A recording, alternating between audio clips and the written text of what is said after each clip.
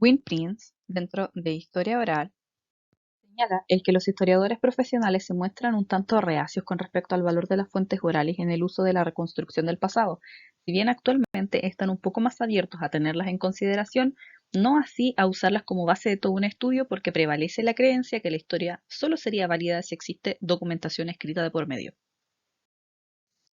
Siendo así, es que se levantan dos extremos o posturas. El primero es que la historia hecha en base a fuentes no escritas exclusivamente sería más rudimentaria, y el segundo es que hasta que no haya documentación no hay historia como tal. A pesar de lo anterior, en los casos tanto favorables como los más hostiles se toman en consideración los lineamientos de Ranke, el cual posicionaba que se han de preferir las fuentes escritas u oficiales, pero si no están, habría que conformarse con lo que haya. Este escepticismo, según el autor, tiene dos explicaciones. Dentro de la primera destaca la figura de Paul Thompson como defensor de la historia oral como una manera de proporcionar presencia histórica a quienes no la tienen, y la segunda sería que la vieja generación es reacia a incorporar nuevas técnicas. A raíz de lo anterior se ha armado un debate dentro del cual destaca Jan Bancina, quien considera que cuando no existe la escritura, la historia oral es utilizada para reconstruir, pero que hay que reconocer las limitaciones que ésta tiene y contrastarla con fuentes independientes. Las fuentes orales no entran solo en escena cuando las escritas fallan, sirve para corregir y ser corregidas, pero los viejos profesores evitan su uso ya que consideran que es un desprecio al método de Ranke, más aún si los historiadores viven en sociedades que poseen palabra escrita, lo cual no es una idea descabellada ya que el lenguaje escrito simbólico es una gran... Un ejemplo triste de lo que fue la expansión europea es lo sucedido con el pueblo maorí de Nueva Zelanda, quienes hicieron suya la escritura pero fracasaron en controlarla. El poder de la escritura que trataron de dominar constaba de los siguientes tres puntos. El primero de estos es que la escritura totémica trataron de obtenerla mediante asociación, el segundo es la incapacidad de manipular la palabra escrita y el tercero la incapacidad de acumular y fijar conocimiento. Es la comunicación escrita simbólica la primera gran divisoria entre el Homo sapiens y sus antecesores, así como también lo fueron las hachas de piedra y la revolución neolítica. La escritura simbólica fue de suma importancia ya que permitió al hombre trascender y aquello se vio potenciado con la creación de un alfabeto, lo cual facilitaría también a su vez el desarrollo de una sociedad. Para comprender el poder de la palabra escrita se han de distinguir dos partes dentro del modo de comunicación. El primero de estos serían los medios, lo cual está vinculado a las dimensiones físicas, y el segundo las relaciones de comunicación, vinculado a las dimensiones socioculturales. Lo anterior, es decir, los medios como las relaciones de comunicación, deben considerarse como un conjunto y no como separados.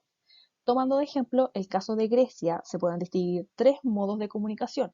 Uno, las culturas orales, es decir, en donde prevalece el lenguaje puramente oral.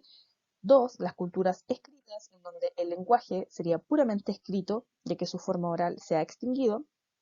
Y tres, las culturas de tipo mixto, en donde los lenguajes son de forma escrita y oral para toda o parte de la población.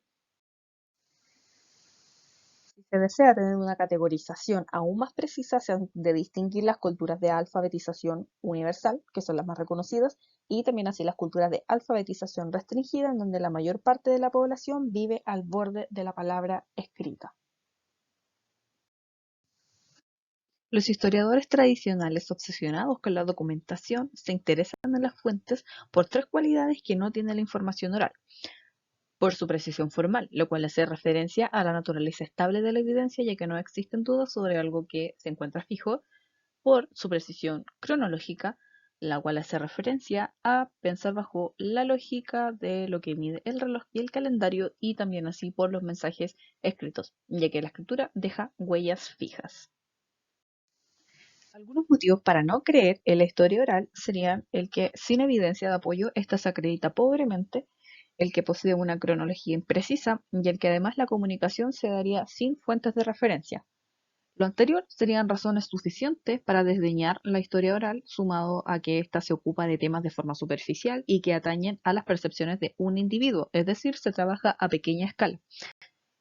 En otras palabras, difícilmente ésta se podría extrapolar a otros niveles. En resumen, la historia oral dice cosas triviales sobre gente importante y cosas importantes sobre gente trivial. Para combatir las percepciones anteriores es que se creó el movimiento de la historia. Para ello se ha de definir términos con tal de poder calibrar mejor la discusión. Evidencia oral Al principio el autor la definía como evidencia obtenida de personas vivas, tradición oral, que sería el testimonio oral transmitido a la siguiente generación o más generaciones, y el recuerdo personal, que sería evidencia oral específica basada en experiencias propias de la persona que está informando y que suele pasar de una generación a la siguiente. Es así como se distinguen 4 tipos de tradiciones orales. Los poemas, los cuales tienen una estructura que refleja su propósito con palabras, formas y entonaciones estrictamente definidas. La épica, lo cual corresponde a poesía heroica compuesta oralmente de acuerdo a ciertas reglas que transmite limitado conocimiento. La narrativa, que puede ser transmitida mediante tradiciones de origen, historias dinásticas y relatos de organización social. Y la fórmula, la cual es útil cuando se pretende descubrir las dimensiones de una cultura popular, fijando la atención en elementos constantes. Con respecto a la invención de la tradición, esta ha sido una innovación creativa y demoledora para la última generación de académicos, ya que ha aportado con metodología, pero a pesar de ello, de la existencia de la tradición, hay memoria que no podrá recuperarse como lo vivido por las personas dentro de Auschwitz. En esos casos no se puede comunicar ni reinventar el pasado, es literalmente imposible. Con respecto al caso del pueblo Tit, queda en claro que la historia se va modelando y que por tanto bajo la perspectiva de algunos académicos habría que desconfiar de esta, pero también así de las creencias que están demasiado arraigadas o afianzadas en fuentes escritas solamente. Aquello produce tristeza, ya que se pierde la posibilidad de construir una versión fidedigna de hechos por la aplicación de técnicas historiográficas incorrectas. La solución para lo anterior sería dejar de caer en la mala utilización de las fuentes orales. Esto estaría en la utilización de fuentes múltiples e independientes, extrayendo una secuencia histórica a partir de tradiciones orales formales, lo cual se puede precisar aún más buscando correlación con fuentes externas, es decir, restos arqueológicos, eclipses de sol, de luna o calamidades naturales.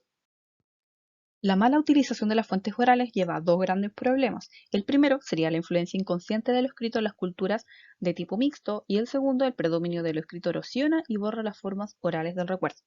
Para evitar lo anterior, se ha de aplicar una técnica crítica con un poco de cuidado.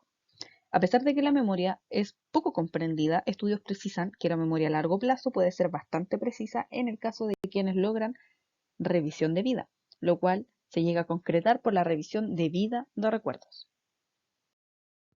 Los recuerdos son una descripción sustanciosa, relatos con profundidad y los matices necesarios para permitir un análisis antropológico serio. La fuerza de la historia oral proviene de la diversidad de fuentes consultadas y cómo se han utilizado, cosa que aplica a todos los historiadores. El recuerdo permite, en primer lugar, ser un historiador completo, proporciona detalles minuciosos inaccesibles de otro modo y también así convierte a personas corrientes en historiadores.